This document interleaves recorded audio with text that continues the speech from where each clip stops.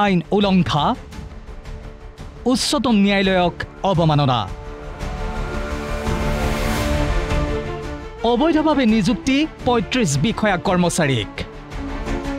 হয় ঠিকই শুনিছে FRBM আইন আৰু উচ্চতম ন্যায়ালয়ৰ এক গুৰুত্বপূৰ্ণ ৰায়দানক বুঢ়া আঙুলি দেখুৱাই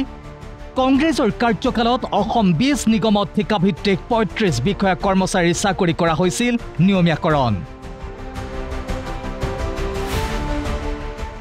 FRBM আইন উলংঘা কৰি চাকৰি লাভ কৰা ব্যক্তিৰ বিৰুদ্ধে হয় ৩ বছৰৰ সশ্ৰম কাৰাদণ্ড লগতে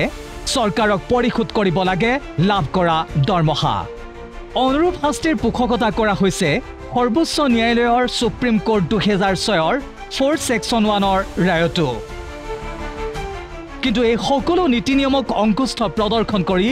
বীজ নিগমত বক্ৰপথেৰে নিযুক্তি লাভ কৰা বিষয়া কৰ্মচাৰীয়ে বছৰ বছৰ ধৰি বাহাল আছে নিজ পদত নাম প্ৰিয়ংকা হাজৰিকা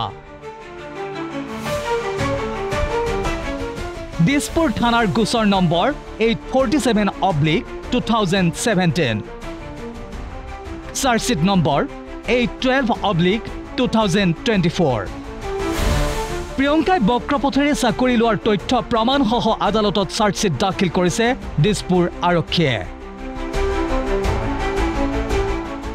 গুঞ্জন ৱাইলুংছিয়াম আলপনা বড়ো মামনি চৌধুৰী হেমন্ত বৰুৱা এই সকলে বক্ৰপথেৰে নিযুক্তি লাভ কৰি সম্প্ৰতি অসম বীজ নিগমত ব্যাগুম পদত কাৰ্যনিৰ্বাহ কৰি আছে প্ৰিয়ংকা হাজৰিকা প্ৰশাসনিক বিষয়া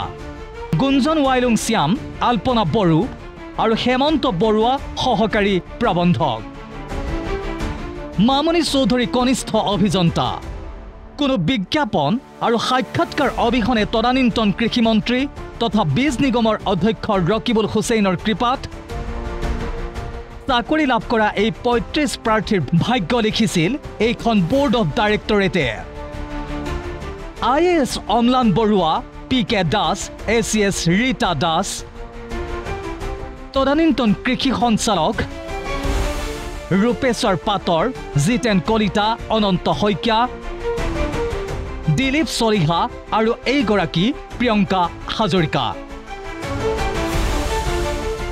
তাৎপৰ্যপূৰ্ণ বিষয় প্ৰিয়ংকা হাজৰিকাই নিজৰ ঠিকাভিত্তিক চাকৰি নিয়মীয়াকৰণৰ সিদ্ধান্ত লোৱা বোৰ্ড অফ ডাইৰেক্টৰ্ছৰ বৈঠকত নিজেই উপস্থিত আছিল নিউজ ডেস্ক প্ৰথম খবৰ।